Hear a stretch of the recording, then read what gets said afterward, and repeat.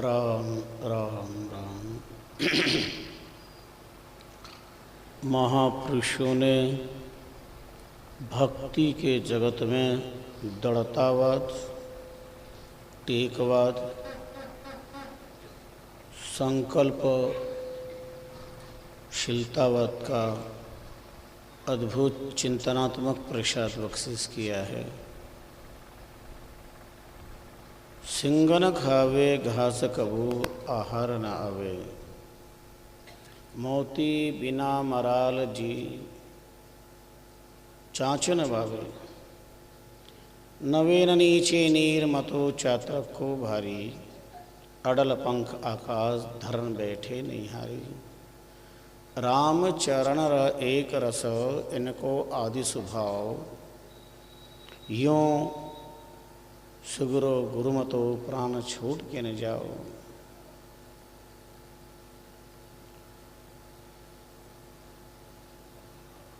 विराट विश्वात्मा के मंगलमय पवित्र पाद पद्मों में अनंत अनंत बार प्रणाम करते हैं। युग प्रवर्तक तत्वमसीहा, चरित्र चक्र चूड़ामणि, पुण्यश्लोक श्री महाराज के कल वृक्षमय प्रणम्य पाद पद्मों में श्रद्धा भक्ति प्रीति पुरस्सरः प्रणिपात करते हैं। गुप्त प्रगट आराधक साधक यतीन्द्र योगेंद्र मुनिंद्र नामानुरागी मुनि चतुष्टय का स्मरण करते हैं। धरती को वंदन करते हैं, जिसे भक्ति धरती होने का सौभाग्य प्राप्त हुआ है। रामरस रसिक संत जन, भगवत चरणानुरागी, धर्म पथ की पथी को उपस्थित भक्ति भाव भावित भाग्यशाली भक्तजनों,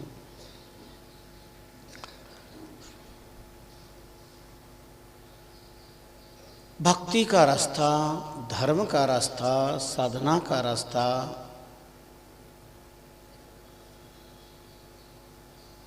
कल्पनातीत बाधाओं से समाच्छादित है, कांटों से ओतप्रोत है।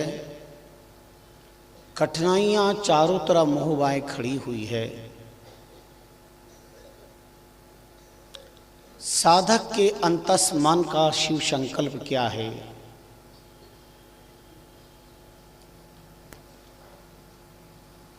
भक्ति धर्म संस्कृति के पथ पर चलने के लिए महापुरुषों ने जो प्रमाण उदाहरण दिए हैं, दांतों तले अंगुली दबाने वाले हैं।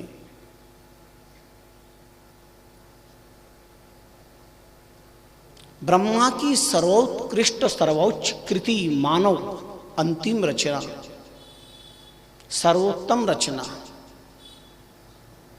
बेस्ट सृजन, टॉप प्रोडक्शन, लास्ट प्रोडक्शन, ये मानव शरीर अनंत अनंत विशेषताओं से उत्प्रोत, तथापि उपमाओं के लिए राम भक्ति हो या राष्ट्र भक्ति हो, आने वाली बाधाओं के लिए दृढ़ता, संकल्पशीलता, टेक, प्रतिज्ञा के लिए उदाहरण तो सुनो, कितना आश्चर्य होता है।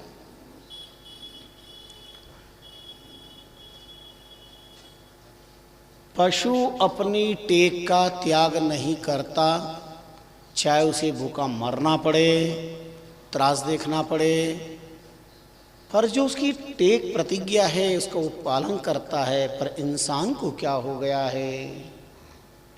वो कैसे अपने चित्त को विचलित कर लेता है?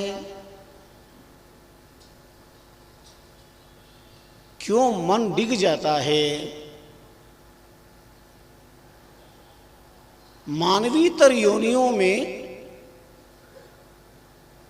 जब इस प्रकार की दृढ़ता देखी जाती है तो फिर मानव में क्यों नहीं, जिसके पास मानवीय भाषा नहीं, मानवीय आहार व्यवहार श्रृंगार नहीं, तथापि मनुष्य जीवन को संकल्पशील बनाने के लिए पशु पक्षियों का उदाहरण महापुरुषों ने याद दिलाया। सिंह न खावे घास कबू आहार न आवे। शेर कभी घास नहीं खाता है, चाहे उसे भूखा मरना पड़े। पहला उदाहरण दिया है, जंगल में रहने वाला शेर है, कोई चारे की घास की कमी नहीं है, पर उसका ये आहार नहीं है तो वो नहीं लेता है। उसकी तय के प्रतिज्ञा है स्वयं के पुरुषार्थ के शिकार को पा करके अपना जीवन चलाना। और इस संबंध में स्वामी जी ने वर्णन किया, राम चरण के हरतना देखो मत करार, भूख मरे दिन सात लू तो ही तृण नहीं करे आहार। रामचरण के हरतना, भक्ति पथ के पति को आंखें खोलो, करने इंद्रियों को जरा सावधान करो।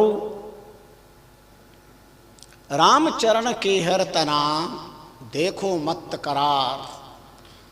सिंह की प्रतिज्ञा तो देखो, शेर की टेक तो देखो, भूख मरे दिन सात लू तृण नहीं करे आहार। अगर उसे अपना शिकार नहीं मिला,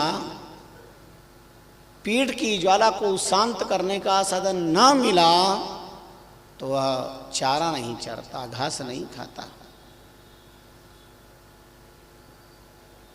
इंसान को अनाज ना मिले तो चारा चरता है ना। कितने बड़े बड़े कांड हो गए, चारा चर गए लोग, पता है ना, कितने बड़े बड़े चारा चर गए। अब कोई चारा ही नहीं था, कोई चारा ही नहीं था तो क्या करते।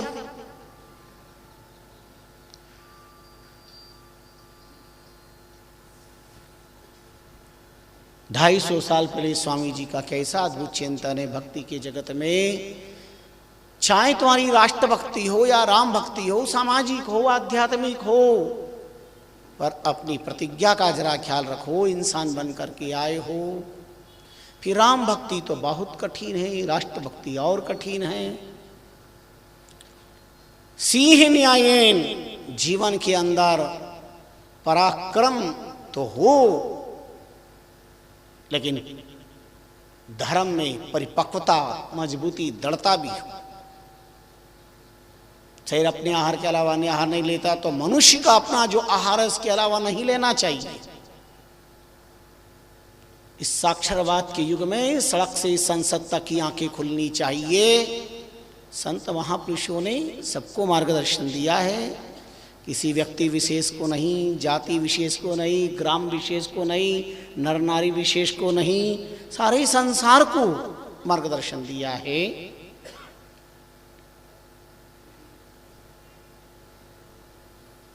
दूसरा उदाहरण, मोती बिना मराल माछली चाँच न बावे।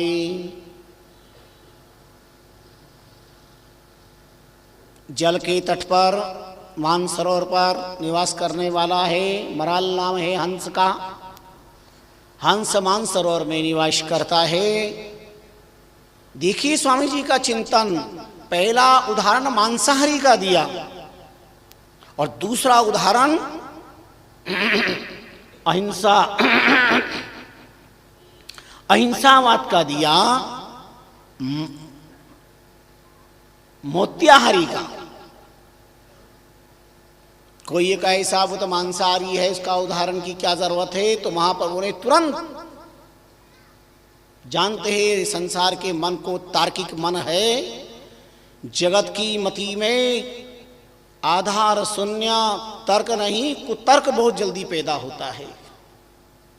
तुरंत आपने प्रमाण दे दिया, मोती बिना मराल माछली चाँच न पावे। हंस जो है वह समुद्र के तट पर मोती का ही आहार करता है, जल के किनारे रहता है, जल में बहुत सारे जल जीव है, मछली आदि, पर वह कभी मत्स्य पर प्रहार नहीं करता, मछली का आहार नहीं करता है।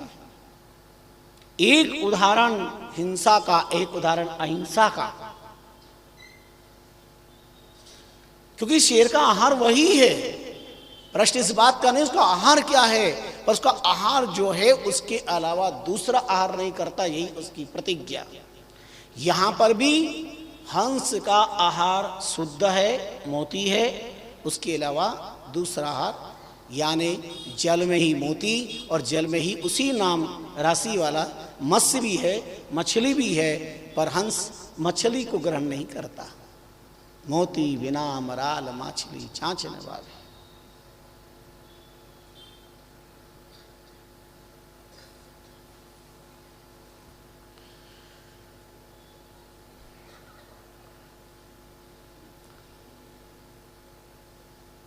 हंस वृत्ति वाले जो व्यक्ति है वह नाम के मोती का पान करते हैं, शुद्धाहारी हैं, अशुद्ध आहार नहीं करते।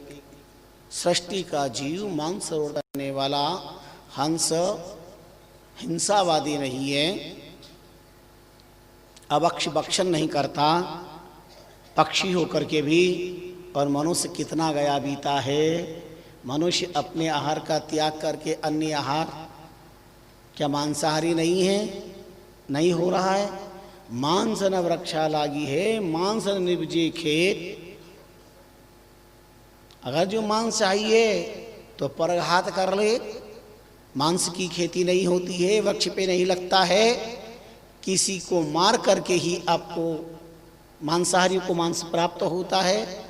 तुम पैदा करने का अधिकार नहीं रखते तो मारने का क्या अधिकार है? तुम सुख नहीं दे सकते तो दुख देने का क्या अधिकार है? भूखे को दो रोटी नहीं दे सकते तो किसी के हाथ में दिखाई देने वाली रोटी छीनने का क्या राइट है? प्यासे को जल नहीं पिला सकते तो किसी के हाथ में दिखाई देने वाले जल के गिलास को छीनना या ढोल देने का भी क्या राइट है? ध्यान दीजिए, ये सत्संगी मानसरोवर है और सत्संग के मानसरोवर पर आप जैसे भाग्यशाली भक्त रूपी हंस यहाँ पर आते हैं और एकमात्र मोती का आहार, राम नाम मोती का आहार स्वीकार करते हैं। ये सात्विकता का उदाहरण प्रमाण दिया है।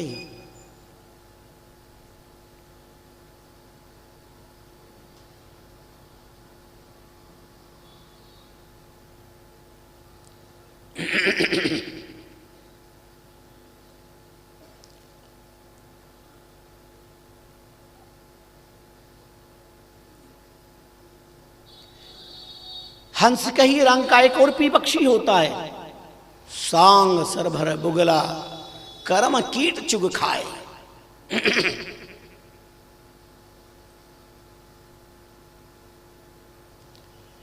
जिसे बुगला कहते हैं, सांग सरभर बुगला। स्वामी जी ने कहा है वह बुगला सांग करता है, घंटों तक एक पैर पर बिना हिले डुले खड़ा रहता है और मछली इर्द गिर्द आती रहती, सोचती है तो बड़ा तपस्वी है, साधक है, कितनी बार आसपास आ जाती है। और जब वो समझ जाता है कि इन मछलियों को पूरा विश्वास हो गया है मेरे पर, उसके बाद मौका देकर तपाक से वह मछली पर चोंच का प्रहार कर ऊपर फेंकता है और फिर झेल लेता है। सांग सरभर भोगला कर्म कीट चुग खाए।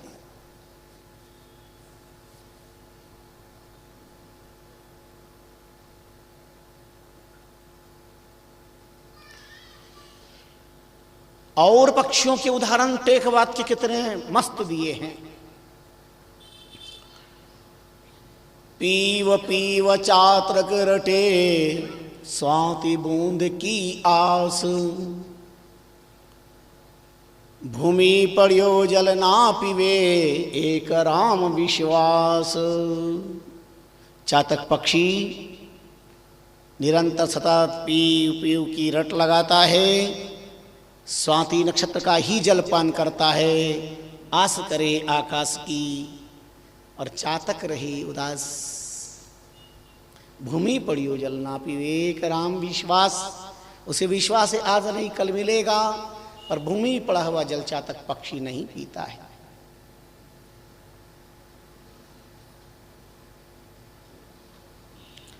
उस पक्षी वंश का संकल्प है, पक्षी वंश का संकल्प है।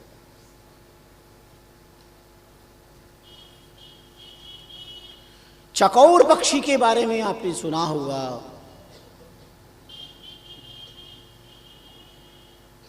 देखो टेक चकोर की पावक करे आहार। पावक नाम है अग्नि का, टेक कहते हैं प्रतिज्ञा। देखो टेक चकोर की पावक करे आहार। रामचरण छांडे नहीं जलबल होवे इच्छा। चातक पक्षी चंद्र प्रेमी हैं। चकोर पक्षी चंद्र प्रेमी है, चंद्रमा के प्रति इतना उसे अनुराग है, इतना प्रेम है, ऐसी लो लगती है टकटकी लगा करके देखता रहता है और वह अंगारों को चुग लेता है, पर उसकी दृष्टि चकोर चंद्र पर होती है। पावक करे आहार, फिर भले ही वो जल जाएगा, राख हो जाएगा, पर उसकी दृष्टि चंद्रमा पर रहती है। एक पक्षी हो करके आग का आहार करता है, अंगारे चुगता है, पक्षी है।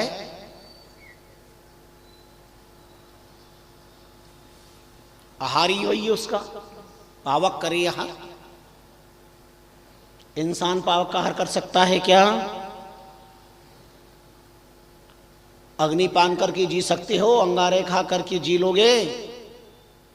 पर मैं आपको एक प्रमाण दूं, इस रामष्टयी संप्रदाय में राम नाम की तपस्या का विचित्र प्रभाव मध्य प्रदेश का ही है। गरौठ नाम आपने सुना है? गरौठ मध्य प्रदेश में, वहाँ रामद्वारा है। वहाँ एक संत थे, मेरे गुरुदेव के नाम राशि, बड़े सीधे सरल नाम थे, साथ भगत राम जी। वह पानी को उबालते और गरम गरम अंगारों को ग्रहण करके उबला हुआ पानी गरम गरम पी लेते थे। मैंने भी अपनी आंखों से देखा।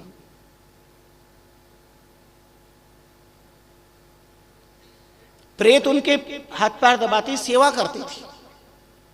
वो गरोड़ की बाजार में निकलते, राम राम करते भिक्षा के लिए, और गरम गरम जलेबी जहां निकल रही होती वहां जाते और कढ़ाई के अंदर गरम गरम कढ़ाई में हाथ डाल करके जलेबी ले लेते थे। लोगों को पता था ये महापुरुष है, महात्मा है।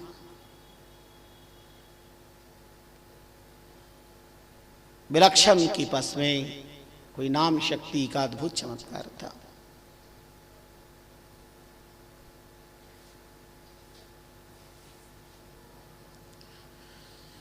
पावक पक्षी आहार करता है, क्यों करता है? कभी यह भी विचार करो, क्यों करता है? चकोर पक्षी पावक का आहार क्यों करता है? पीएचडी करना चाहिए, शोध करना चाहिए।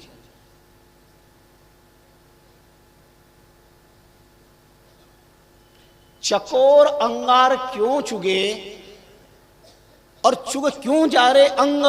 कहो बखना कही कारणे, कोई न पायो मर्मा।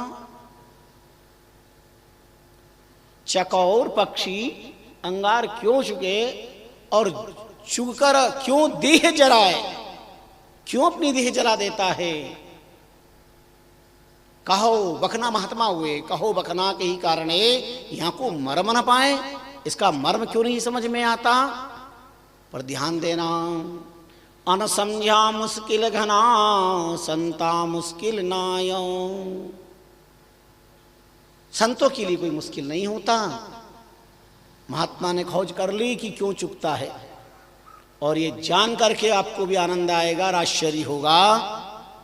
चकोर अंगार चुगत है, और चुग जारे अंग, वो अंगारों को चुगता है, अंगारों को ग्रहण करता है पावक को। और क्यों करता है? अपने देह को भस्म करने के लिए। तो क्या शोक है कि अपना देह भस्म करना? चकौर अंगार चुगत है और चुग जारे अंग, वे भभूत शिव सिर चढ़ो पाऊं शशि संग। भगवान शंकर भस्म का लेपन करते हैं। भगवान शंकर भस्म लेपन करते हैं। और भगवान शंकर के ललाट पर चंद्रमा है, और चकोर चंद्रमा के प्रति अनन्य अनुरागी है। तो वो अपने देह को जलाता है कि जल्दी मेरे शरीर की भस्म हो जाए, और भगवान शंकर इस भस्म को लपेट ले और मैं ललाट पर पहुंच जाऊं तो चंद्रमा का संग मुझे प्राप्त हो जाएगा। वे भभूत शिव सिर चढ़ूं, भस्म बनकर के भगवान के मस्तक पर पहुंचूं और पाऊं शशि संग। शशि नाम है चंद्रमा का, मैं चंद्रमा का संग प्राप्त कर लूं। ये अंतर अनुराग है, ये प्रेम है।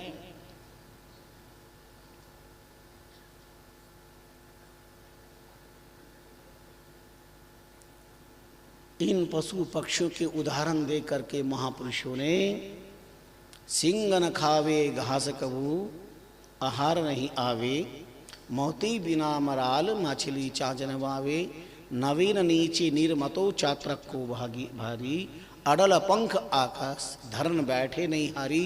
एक पक्षी होता अडल नाम का, वो धरती पे कभी नहीं बैठता। अडल पंख आकाश में रयो अधर्मट छाए, राम चरण धर ना बसे अपनो मत ल जाए। उस पक्षी के वंश में प्रतिज्ञा है कि हम धरती पर नहीं बैठेंगे, ना वृक्ष पर बैठता ना धरती, निरंतर अधर्म में रहता है, उड़ता ही रहता है। राम चरण धर ना बसे अपनो मत ल जाए। अगर मैं धरती पर बैठ गया तो मेरे वंश की कीर्ति कलंकित हो जाएगी, नहीं बैठता। अपने कुल खानदान को कहीं कलंक ना लग जाए।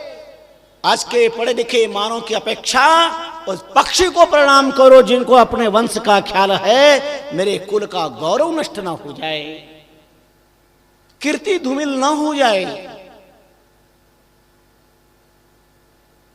धन्य है वो पक्षी। आज इंसान को न अपने वंश का ख्याल है, न कुल गौरव का ख्याल है, न जाति समाज का ख्याल है, ना अपने बुजुर्गों का ख्याल है, न अपने वंशजों की कीर्ति प्रतिष्ठा का ख्याल है। एक ही ख्याल है, ऐसी पाश्चात्य संस्कृति के रंग में रंग चुका है। अपनी भोगों की आकांक्षाओं को पूर्ण करने के लिए वो सबको कलंकित करने में कुछ भी विचार नहीं करता। ईश्वर को ताक में बिठा देता है। सत्य न्याय धर्म संस्कृति सामाजिक संविधानों को भी वो पैरों तले रोन देता है। माँ बाप की आंखों से रक्त के आंसू बहते रहते हैं, खून के आंसू, कोई परवाह नहीं, उसे एक ही परवाह है, मैं अपने देह के सुख की पूर्ति कैसे करूं। भोगों की आकांक्षाएं, ये भोगों की आग को कैसे बुझाऊं। जन्म जन्मांतरों से इन इंद्रियों की कुटिलता ने भटकाया है, मन की वक्रता ने। पुनरपि जननम पुनरपि मरणम पुनरपि जनरी जठे सैनाम, जन्म मरण के व्यापार में प्रवर्त कर दिया। जननी के जठर में अनगिनत बार यातनाओं को सहन करने के लिए आना पड़ा है।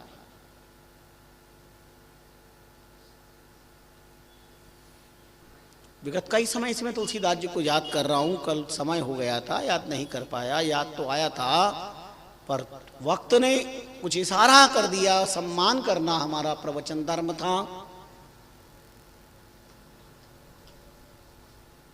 चित्रकूट की धरती पर तुलसीदास जी निवास कर रहे थे।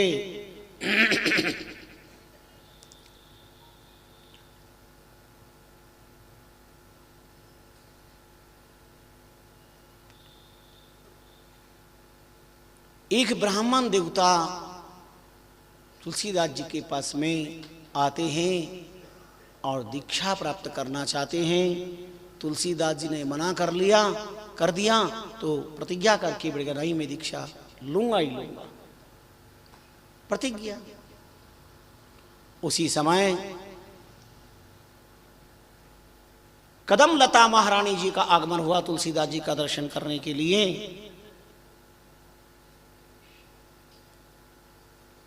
अनुपम सौंदर्य संपन्ना महारानी थी, ब्राह्मण कुटिया के वहां बैठा हुआ था।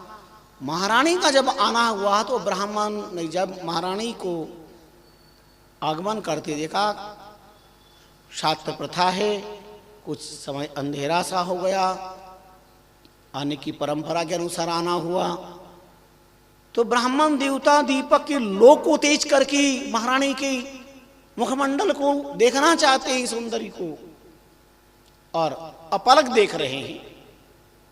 महारानी दर्शन करके तुलसीदास जी का आशीर्वाद लेकर के प्रस्थान कर लेती है। पर तुलसीदास जी ने उस ब्राह्मण विप्र से कहा, तुम दीक्षा की पात्रता नहीं रखते हो, अभी तुम्हारा मन, तुम्हारे नयन, तुम्हारी इंद्रियां अपने वश में नहीं, इसलिए साधना की तुम योग्य नहीं हो। वह रो पड़ा, बिलख पड़ा, कहने लगा, यही तो विडंबना मेरी जीवन की, तो मैं आपके चरणों में आया हूं। मेरे इन इंद्रियों को बस में करना, मन को बस में करना मेरा विषय नहीं, मेरा संभव ही नहीं है मेरे से तो कभी 7 जन्म के अंदर भी। क्योंकि भगवान योगेश्वर कृष्ण के समक्ष पार्थ निवेदन करता है, चंचलम ही मना कृष्णा प्रमाथि बलवद्दड़म तस्याहम निग्रहम मन्ने वायुरयु सुदुष्करम। प्रभु, इस चंचल मन को बस में करना हवा को मुट्ठी में बांधने की तरह है कोई सामर्थ्यवान जो हवा को, वायु को मुट्ठी में रखे, वायुरयु दुष्करम। और भगवान को स्वीकार करना पड़ा, लेकिन भगवान के लिए क्या इम्पॉसिबल हो सकता है? ये तो डिक्शनरी इंसान की है इम्पॉसिबल, भगवान के लिए तो नहीं है। असंशयम महाबाहो मनोनिर्ग्रहम चलम। ठीक कहते हो अर्जुन, इसमें कोई संशय नहीं है। असंशयम महाबाहो मनोनिर्ग्रहम चलम।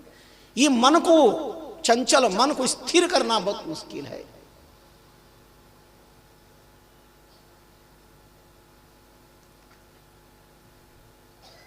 स्वामी जी ने बड़ा सुंदर मार्गदर्शन दिया।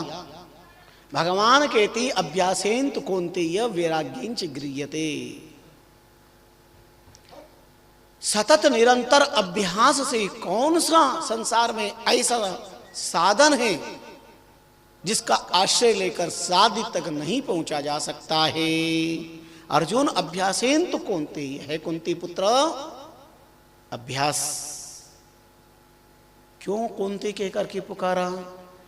कुंती पुत्र, तुम अभ्यास के अभ्यस्त हो, अभ्यास करके शस्त्र विद्या में इतने निष्णात हो गए कि परीक्षा में गुरुद्रोण पूछते हैं सबसे क्या दिखाई दे रहा है? कोई कहता जगत, कोई कहता वृक्ष, कोई कहता डालियां, कोई कहते पत्ते, पर अर्जुन कहता गुरुदेव सिवाय चिड़िया की आंखें कुछ नहीं दिखाई देता। मार दो बेटे बान। ये अभ्यास कर लिया था निशाने के लिए, जिधर हमें निशाना लगाना वही दिखाई दे। इसका मतलब क्या था? नेत्र इंद्रिय इतनी चंचल है, चारों तरफ देखना चाहती है, पर जगत की इस जालो जलाली भौतिकवाद की चकाचौंध के बीच में भी, आपाधापी के युग में भौतिकवाद की चकाचौंध के बीच में भी हमारी आंखें भगवान की माया को नहीं अपितु केवल भगवान की तरफ देखे। यही है लक्ष्य जीवन का। ऋजुआर्ज व्यक्तिस्मा धातु अर्जुन शब्द सिद्धिर्भवति।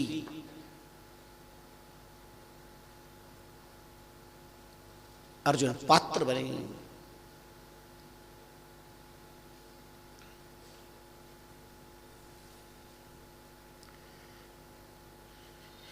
अभ्यासेन तो कौन्तेय वैराग्येन च गृह्यते। अभ्यास करे निरंतर।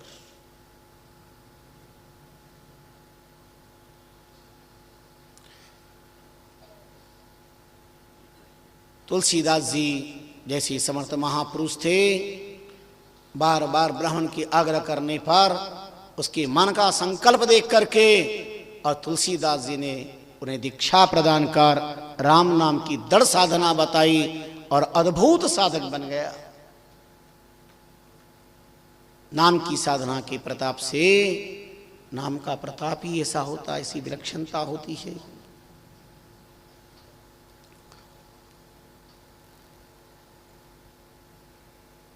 जीवन का संकल्प प्रबल होना चाहिए। हमारी टेक, हमारी प्रतिज्ञा। गही टेक प्रहलाद जन पुनी, नामा दास कबीर, बहु ताप असुरा दई, कस क्या नहीं शरीर।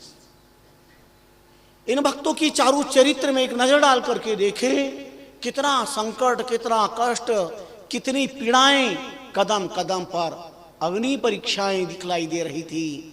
गही टेक प्रहलाद जनपुरी, नामा दास कबीर।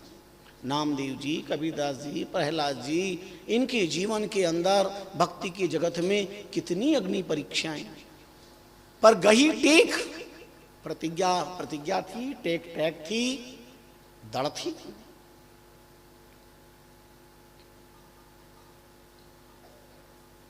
दृढ़ता थी।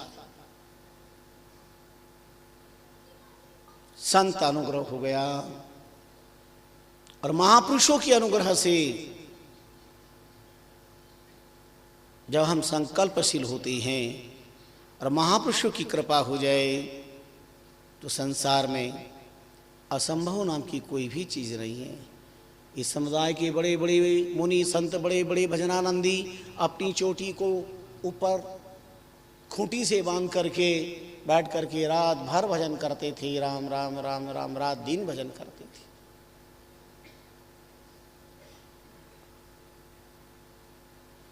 उस भजन का प्रताप है ये सब जो भी कुछ दिखाई दे रहा है। इसका अर्थ ये नहीं हुआ कि हम संसार के लोग तो भजन नहीं कर सकें।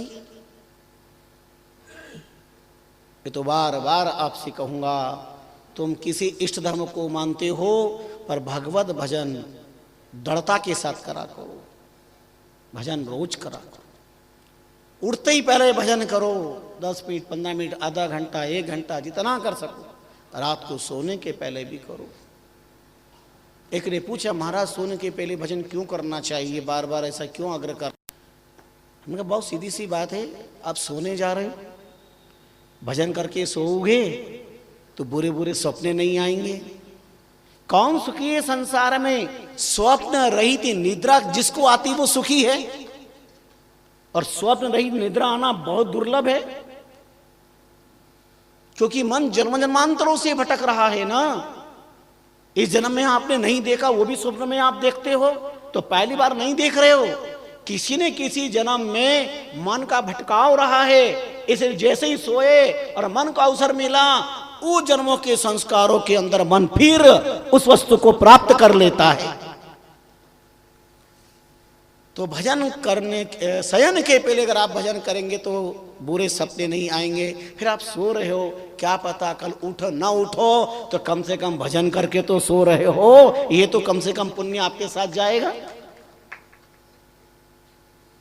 लोग सीरियल देख करके सोने का अभ्यास तो कर लेते हैं, चाहे कितनी भी नींद आए, बस सीरियल देख करके सोएंगे। तुम्हारे बच्चे सीरियल देख करके सोएंगे। बच्चे बात नहीं मानते, कितना बेवकूफ बनाते हो तुम। तुम्हारी बात मान करके बच्चे तुम्हारी अंगली पकड़ करके मंदिर आए, सत्संग में आए, रामदारा आए। तुम्हारी बात मान करके पढ़े लिखे, स्कूल गए, परीक्षाएं दी। तुम्हारी बात मान करके बहुत सोचता हूं, मास्टर अपने बेटे को मास्टर बना देता है, इंजीनियर अपने बेटे को इंजीनियर बना देता है, डॉक्टर अपने बेटे को डॉक्टर बना देता है, एडवोकेट अपने बेटे को एडवोकेट बना देता है, व्यापारी अपने बेटे को व्यापारी बना देता है, तो मानव अपने बेटे को मानव क्यों नहीं बना देता है? ये बात समझ में नहीं आई आज दिन तक। महाराज बच्चे कहना नहीं मानते। अब बच्चों को दुकान पे बिठा के आते हो व्यापार, और तुम आते हो बहुपार, दुकान के लिए, उनको दुकान के लिए। तो दुकान से जितनी मोहब्बत है, इन दुकान का भी उद्धार करने का प्रयास करो, शायद कोई बात दिल में आ जाए। आते तो सब हो, पर कैसे आते हो पता है? पर्सनल गाड़ी की तरह आते हो। सरकारी गाड़ी की तरह आया करो, भले ही रिजर्वेशन है तो है, पर अगर टाइम रिजर्वेशन का, ट्रेन के जाने का टाइम अगर 8 बजे है तो तुम 8:30 बजे पहुंचोगे क्या? नहीं साहब रिजर्वेशन है, ट्रेन जाके तो देख ले, रिजर्वेशन है हमारा। अगर यही विचारधारा है तो तुम प्लेटफार्म पर बैठकर भजन करो, वक्त निकलने के बाद गाड़ी प्लेटफार्म छोड़ दिया करती है। बहुत लोग तो 9, 9:15, कभी कभी तो 9:25, अरे चलो आखिरी में कुछ नहीं, शकल तो दिखा देंगे। देखो पहले ही पहले आवे तो धर्म से, बीच में आवे तो कर्म से, और आखिरी में आवे तो शर्म से। इसलिए धर्म का पालन करें। 10 मिनट पहले भी घर से निकल सकते हैं, ताकि इतने महत्वपूर्ण शास्त्र प्रवचन, वाणी प्रवचन का एक एक प्रसंग आपके दिल को छुए। और यहाँ जो कुछ मिले, जो लोग घर के नहीं आए हैं, बहुत व्यस्त थे, मरने की फुर्सत नहीं, काम एक कौड़ी का नहीं, तो कम से कम तुम उनको जाके फिर सुना दो, तुम्हें याद भी रहेगा और पुण्य भी मिलेगा कि तुमने उनके साथ घर पे जाकर ज्ञान की चर्चा की है। उनके मन में जिज्ञासा हो, अरे सत्संग में ऐसी बातें प्राप्त हुई है, हमें भी चलना चाहिए। और कम से कम छुट्टी के दिवस पर तो आपके बच्चे, आपके घर की तरुणाई जो यूं ही समय बर्बाद कर रहे हैं, उनको सीरियल से बचाओ और रियल के प्रति अनुराग पैदा करो, ताकि अपने आप को समझ सके कि हमारा कर्तव्य क्या है, कौन है हम, हमारा ध्येय क्या है, हमारी टेक क्या है, हमारा लक्ष्य क्या, हमारी मंजिल क्या। भी काम करके बेकाम हो रहे हैं, एम काम करके मुकाम नहीं मिल पा रहा, भटक रहे हैं, उन्हें रास्ता बताइए।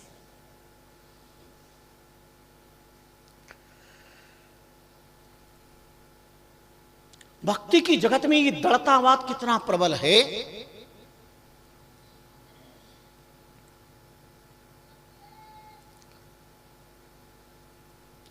टेक देख मंसूर की, चूर चूर तन की, मार जार छार, मार जार किया क्षार, टेक नाम की लीन। मंसूर इस्लाम की वंश में पैदा हुआ, पर एक ऐसा बंदा विलक्षण,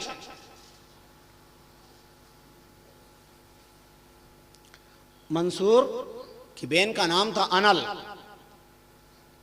और वेदांतियों ने स्मरण किया इस इतिहास को। हक नाम के अद्भुत भगवान के भक्त थी साईं।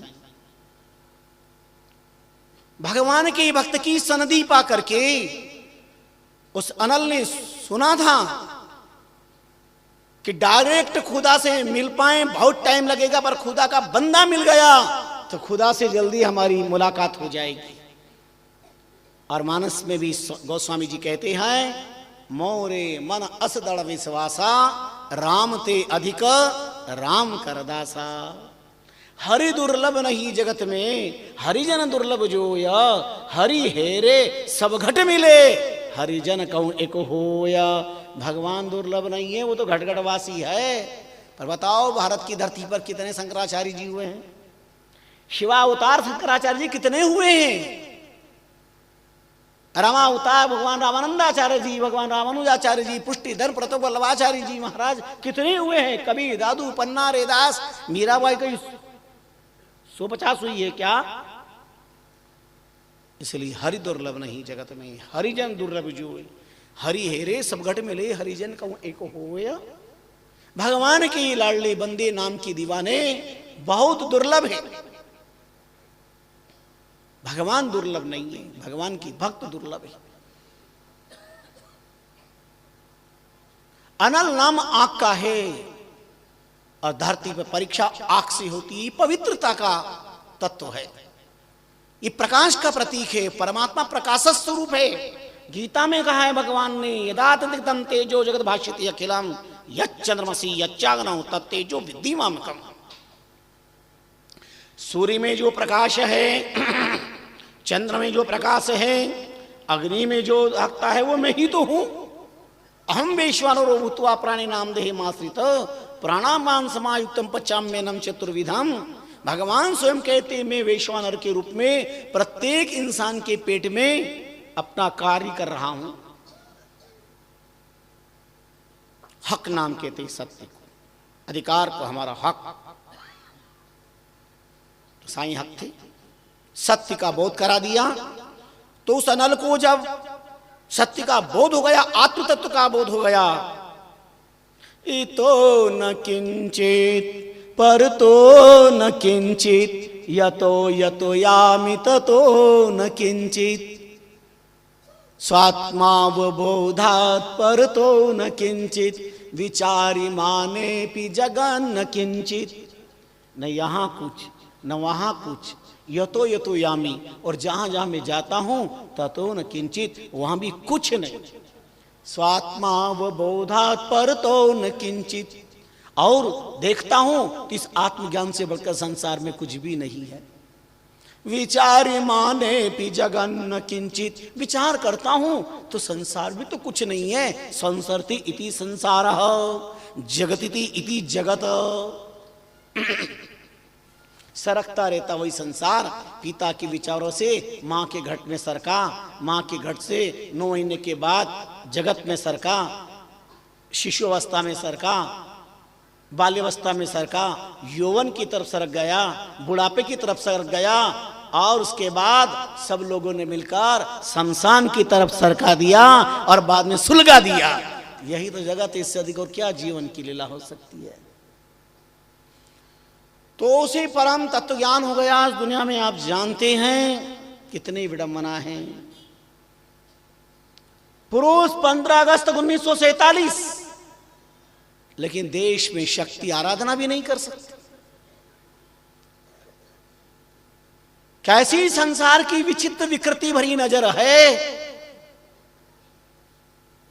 सारे पुण्य के ठेकेदार पुरुष और सारे पाप के ठेकेदार नारी जाति को मान लिया जाता है। बादशाह को पता चला अनल हक जाप चल रहा है। अनल हक का अर्थ होता है अहम ब्रह्मोस्मि, मैं वो प्रकाश हूं, मैं वो ब्रह्म हूं। तो बादशाह ने मंसूर से कहा अपनी परिवार की प्रतिष्ठा का ख्याल रखें और अपनी बहन को जाके समझाओ, और मैं हक को सजा दूंगा।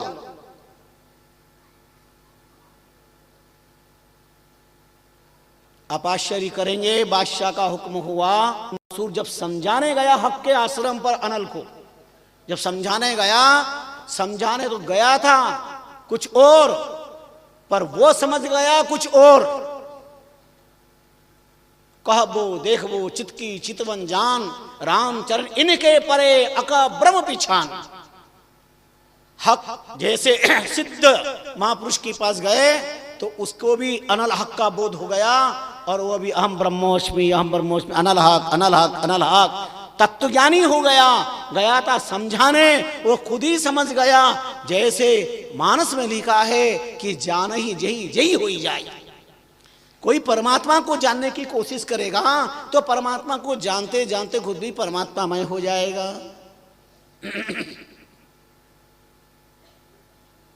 जैसे बूंद मिली सायर में, कैसे पकड़ सके कोई कर में, कितना दुर्लभ काम है। अब मंसूर रात दिन अनल हक, अनल हक, अनल हक, और कई उनके चेले बन गए अनल हक, अनल हक। अरे बादशाह ने कहा मैंने समझाने भेजा, इन्हें तो और न जाने कितने तैयार कर दिए। और उस मंसूर को त्रास देने के लिए भक्ति के जगत में कितना संकट आता है। उसको सूली पे लटकाया गया, और सूली पे लटकाने के पहले हजारों लोगों से कहा कि इसको जूते मारे जाए, और हजारों लोगों ने जूते लगाए। और जो जो मंसूर को जूते पड़ते थे, मंसूर मस्ती में हंस के कहता था अनल हक, अनल हक। लोगों ने कहा इतनी पिटाई के बाद ये अनल हक कर रहा है तो ये पूज्य है। और लोगों ने गुलाब ला करके जो ही बरसाए तो मंसूर रो पड़ा, उनकी आंखों से झड़ियां लग गई। और बादशाह ने जब दृश्य देखा तो पूछा, अरे इतने जूते पड़े तो तुम हंस रहे थे और फूलों की बरसात से सम्मान हुआ तो तुम रो रहे हो,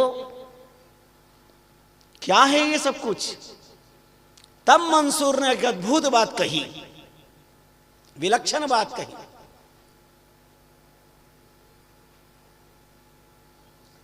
अगर शौक है तुझे मिलने का तो हरदम लो लगाता जा, अगर शौक है मिलने का तो हरदम लो लगाता जा, जलाकर खुदनुमा को भस्म तन पर लगाता जा।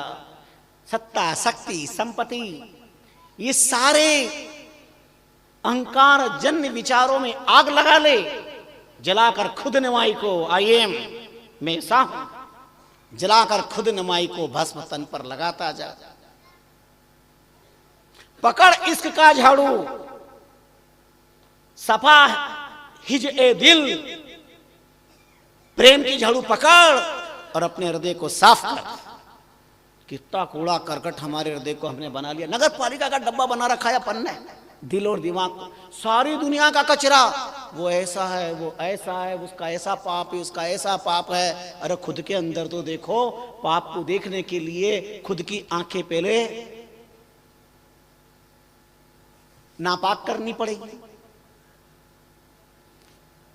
बुराई को देखने के लिए आंखों को भी बुरा देखना पड़ेगा। मदन मोहन मालवीय से एक व्यक्ति ने आके कहा कि मैंने गुस्से पर कंट्रोल कर लिया है, बहुत क्रोध आता था, आजकल छोड़ दिया है।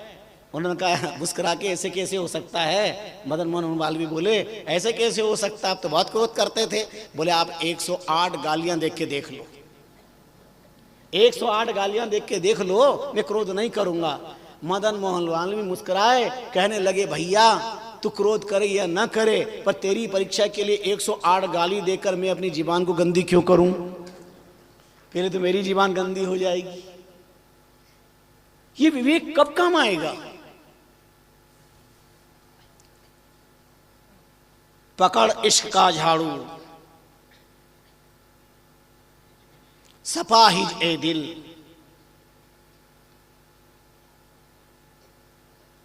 अपने हृदय को साफ कर।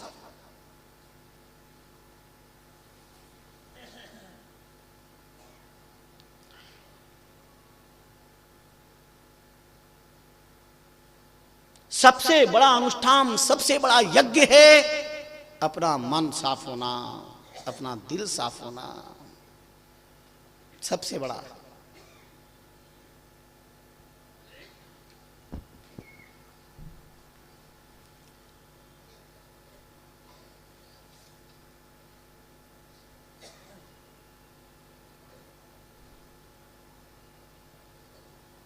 मंसूर लटका हुआ कहता है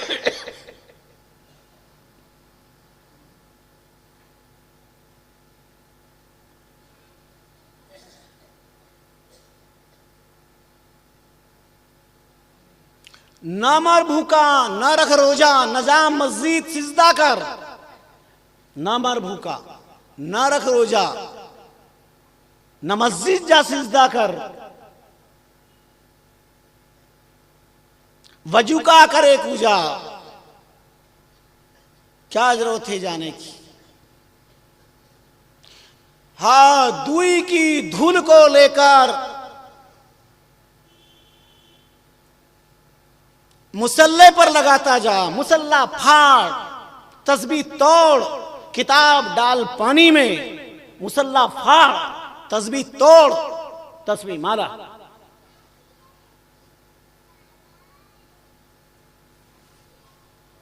बड़ा प्यारा कहा किसी ने, गालिब ने यह सोचकर तोड़ दी तस्बीह, गालिब ने ये सोचकर तोड़ दी तस्बीह, जो वह बेहिसाब देता है तो मैं क्यों नाम लूं गिनकर उनका। लोग कहते इतने करोड़ नाम लिख लिए हमने, इतना करोड़ लाख का जाप कर लिया। बुद्धि के ठेकेदारों, वो बिना गिन करके देता है, तो फिर तुम गिन करके काय को राम राम कर रहे हो, क्यों माला फिर रहे हो? गिनने की कहां जरूरत पड़ रही है? वो गिनने का अहंकार तुम्हें ले डूबेगा। मैंने इतना करोड़ जप किया है, करे जाओ, भगवान का कंप्यूटर टॉप है, सब परमात्मा को पता है तुम्हारा जाप, तुम्हारा नाम स्मरण। गालिब ये सोचकर तोड़ दी तस्बीह, वो बेहिसाब देता है, मैं क्यों गिन कर नाम लूं उसका, क्या जरूरत है। तो मुसल्ला फाड़, तस्बीह तोड़, किताब डाल पानी में, क्या जरूरत पड़ रही इन सब की। गजू का आकर पूजा,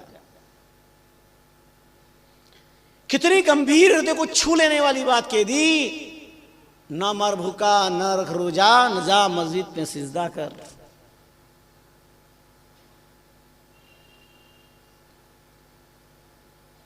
न हो मुल्ला न हो ब्राह्मण, दुई की दुलटाकर पूजा कर। और शाह कलंदर कह गए अनल हक जपा कर।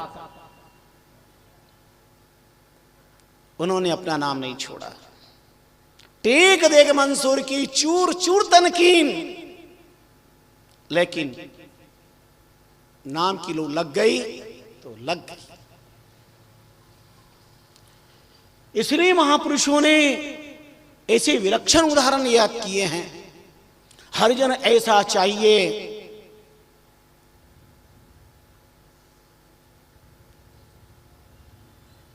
हेतम सादिक,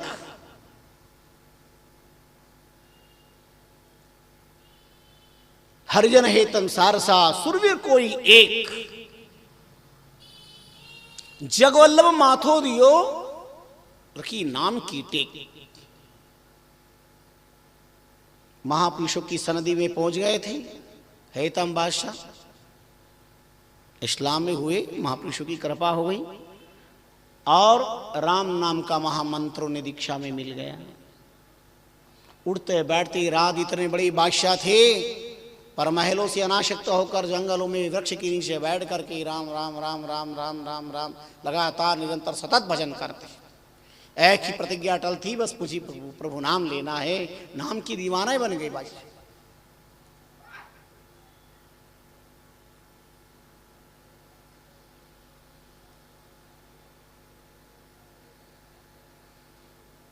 एक फकीर ने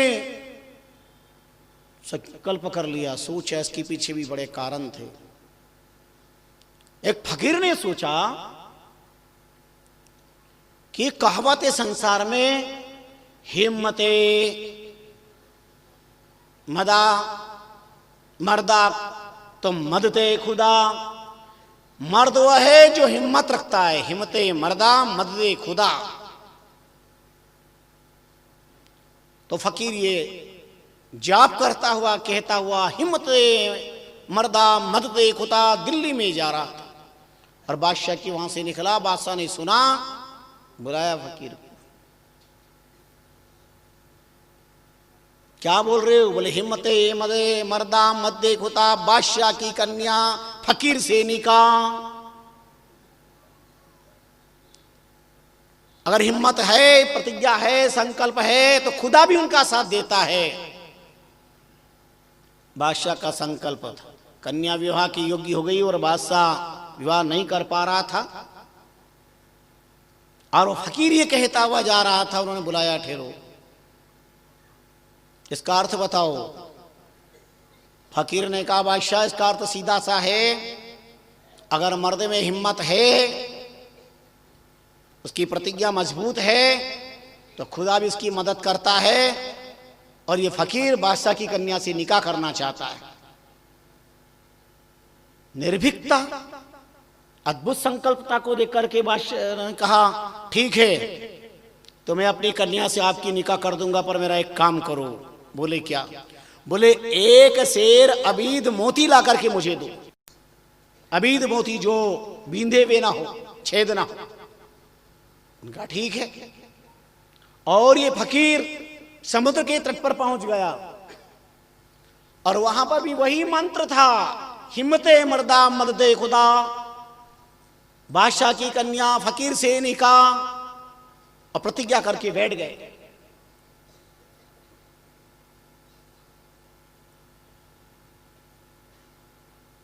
कहते हैं साधना पर समुद्र प्रसन्न हो गया।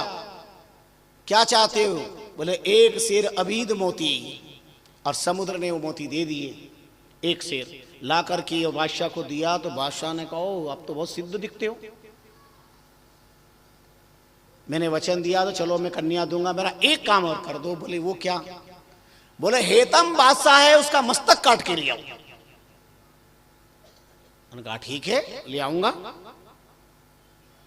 और ये फकीर चले हेतम बादशाह की खोज में।